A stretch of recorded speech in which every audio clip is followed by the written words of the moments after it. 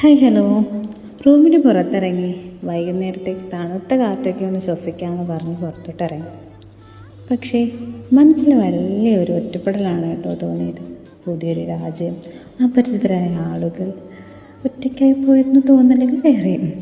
പക്ഷേ അപ്പോഴാണ് ഞാൻ ഓർക്കുന്നത്, ഇതേ അവസ്ഥയിലൂടെയല്ലേ എൻ്റെ അച്ഛനും അമ്മയും കടന്നു പോയത്.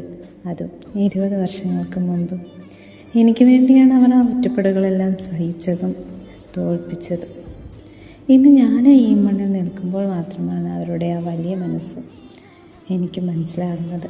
എനിക്ക് വന്ന അതേ ഫീലിങ്സും അതേ ഒറ്റപ്പെടലല്ലേ അവരും അനുഭവിച്ചത്. സോ എൻ്റെ അച്ഛനും അമ്മയ്ക്കും നെഞ്ചോട് ചേർത്തൊരു ബിഗ് സല്യൂട്ട്.